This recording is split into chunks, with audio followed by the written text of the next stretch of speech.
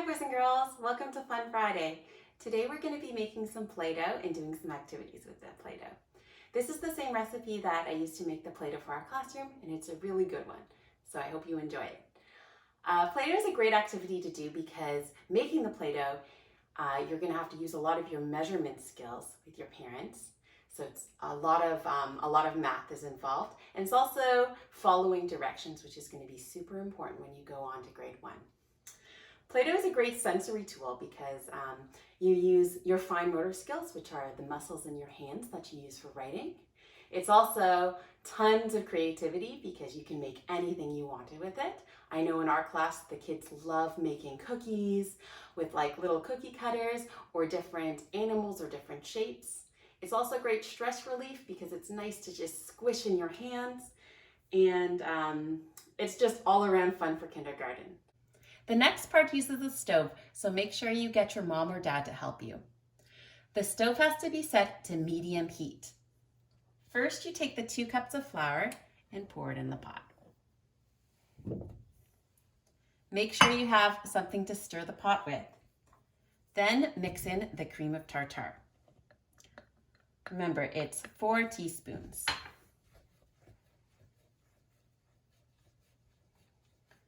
Next, you're going to add the 3/4 cups of salt,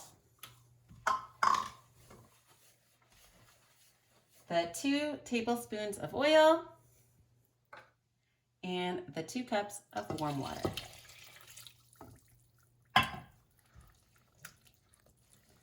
Start mixing everything together until a dough starts to form.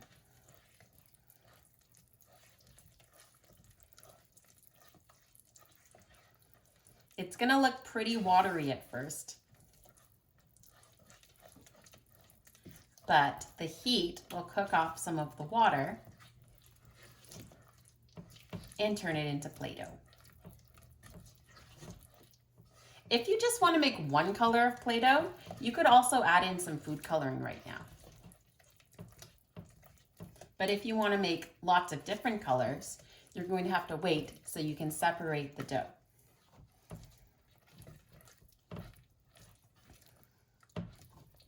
Looks like it's starting to come together.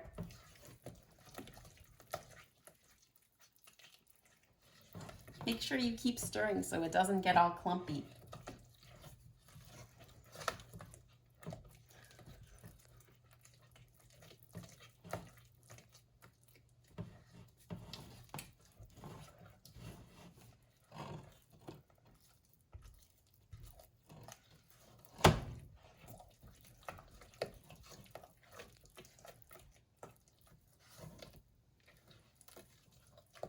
Oh, it's almost ready.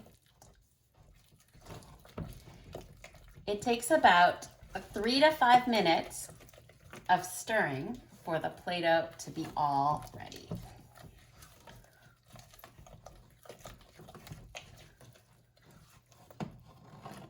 Once it's starting to look thicker like this, you can turn off your stove and keep stirring it. If you want to make lots of different colors now, you can separate this into different balls of dough and put it into a Ziploc bag with some food coloring so you don't get your hands all messy. Once the Play-Doh's cooled down, the color shouldn't transfer to your hands anymore. All done! I've colored my Play-Doh orange and now it's ready to use. I'm going to use my kitchen countertops because I know it won't make a mess, but if you have a placemat, you could use that too. I want to show you some quick math activities that you can do with your new Play-Doh. Usually when we make things with Play-Doh, we roll it out into a nice long snake.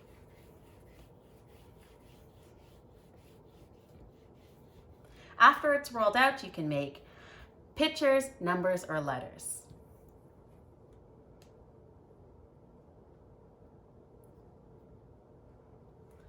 Can you guess what number this is?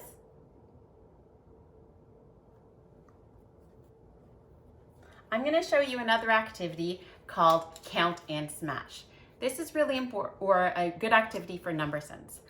I've made a Post-it note with the number 5 on it, and I'm going to count out 5 balls of Play-Doh. 1, 2, 3, 4, 5. When JKs are first learning to count, sometimes they count things wrong.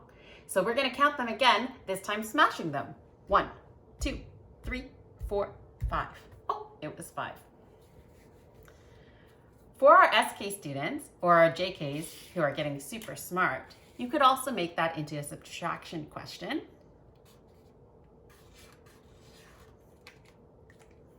And do a subtraction smash. 1, 2, 3, 4, 5. Take away 3. 1, 2, 3. That must mean that 1, 2, 3, 4, 5, take away 1, 2, 3 equals 2. Can you come up with some subtraction questions to do your own subtraction smash? Once you're done using your Play-Doh, you can store it in a Ziploc bag for up to 3 months. I hope you have a great weekend and have lots of fun with your new Play-Doh. Bye-bye!